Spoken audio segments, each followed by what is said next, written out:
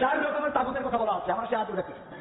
একটা আয়াত হচ্ছে সূরা জুমার 39 নম্বর সূরা 17 নম্বর আয়াত। আল্লাহ বলছেন ওয়াল্লাযীনা ইজতানাবুত তাগুতা আইয়াবুদুহা ওয়া আনাবু ইলাল্লাহি ওয়াল্লাযীনা ইজতানাবুত তাগুত আইয়াবুদুহা ওয়া আনাবু ইলাল্লাহি লাহুমুল বুশরা।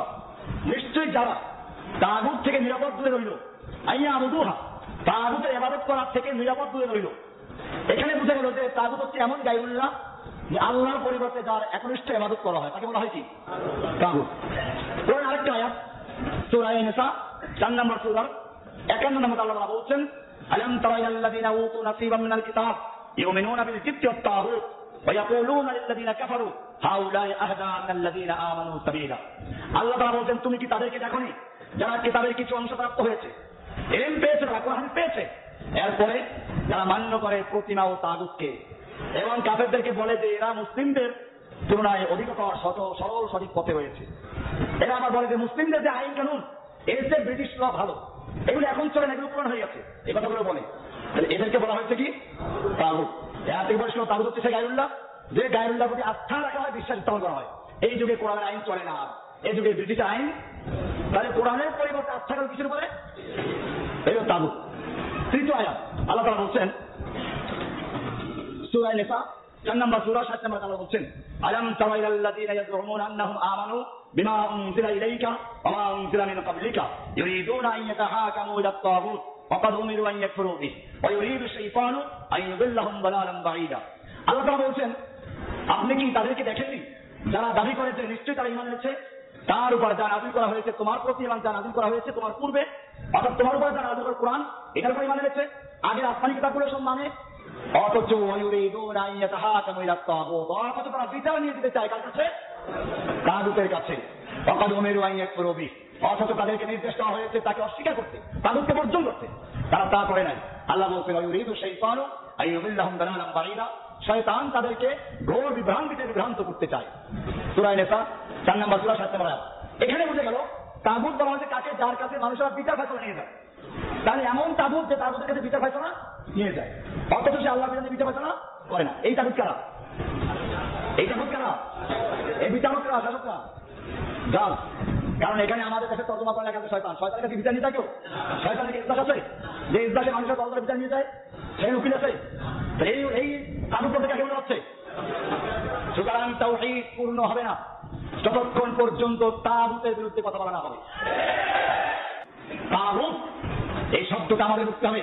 কোরআন পরিষ্কার করে দিয়েছে ওয়ায়ুরিদুনা আন ইয়াতাহাকামু ইলাত তাগুত, আর তারা বিচার ফয়সালা নিয়ে যেতে চায় তাগুতের কাছে।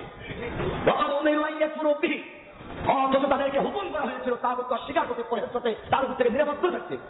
তাহলে তাগুত এখানে কি বলা হয়েছে? বিচার ফয়সালা।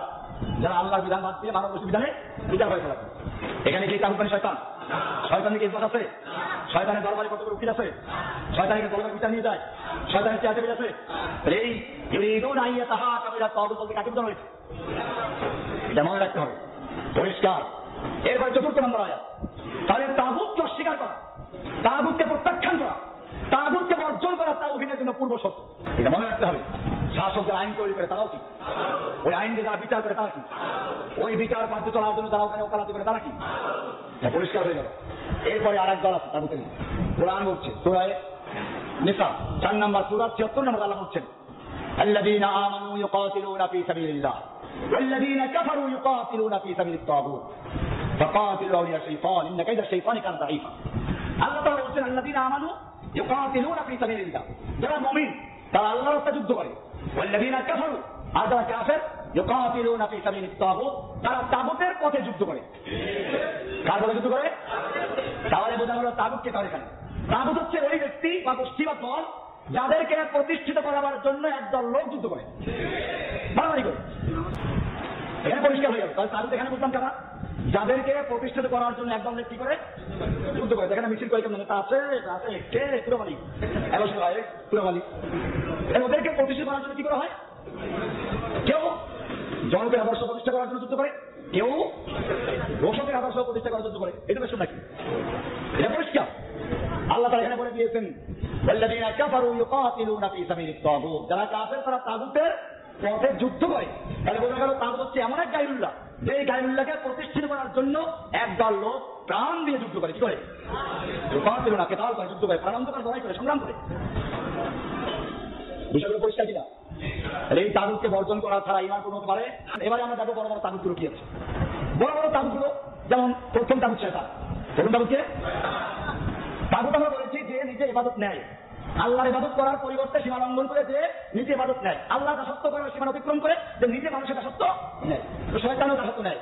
সূরা ইয়াসিনে বলা আছে, আলাম আহাদ ইলাইকুম ইয়া বানি আদম আল্লাহ তা'বুদু শাইতান। হে বনি আদম, আমি তোমাদেরকে কি বলে রাখি নাই যে তোমরা শয়তানের ইবাদত করো না? এখানে পরিষ্কার যে মানুষ শয়তান কি করে, শয়তানের ইবাদত কেমনে করে, কেউ তো শিখে যাবে না। তার মানে শয়তান যেটা করতে বলে ওইটা করাই হচ্ছে শয়তানের ইবাদত করা, অর্থাৎ পরোক্ষভাবে সে শয়তানের ইবাদত নেয়। এখানে শয়তানকে তাগুত, এখন শাসক, এগুলো পরিষ্কার হয়ে যায়। অর্থাৎ বিচারক এগুলো কি তাগুত, পীর ফকির এগুলো তাগুত। কেমনে? পীর ফকিরও ইবাদত তৈরি করে দেয়, তৈরি করে দিয়ে তারপরে তাদের তৈরি করা ইবাদত মানাই মানে কি করা, তাদেরকে ইবাদত দেওয়া, অর্থাৎ তারাও তাগুত। তাছাড়া কি তুমি দেখাই আমি যেমন যাদের নামে পশু তৈরি করা হয়, তাদের নামে মান্যত করা হয়, এগুলো আল্লাহর ইবাদত।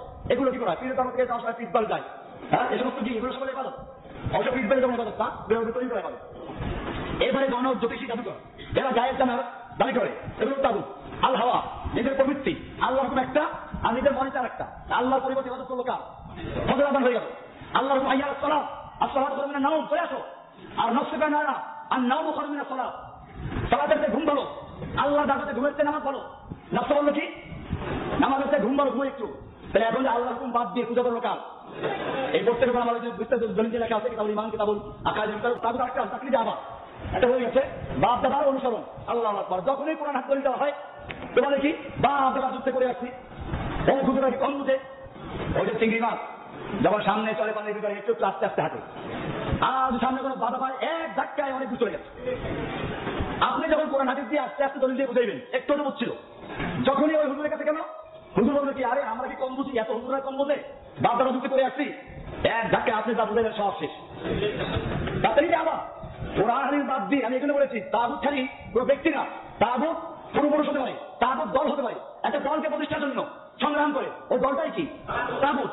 একটা মতবাদকে প্রতিষ্ঠা করার জন্য আল্লাহর মতবাদ বাদ দিয়ে ওটার জন্য সংগ্রাম করে নাকি তাগুত। আল্লাহর কোরআন হুকুম বাদ দিয়ে বাপ দাদার অনুসরণ করে, বাপ দাদার রসম রেওয়াজের, এই বাপ দাদার রসম রেওয়াজটাও কি? এটা হলো তাকলিদ আবা।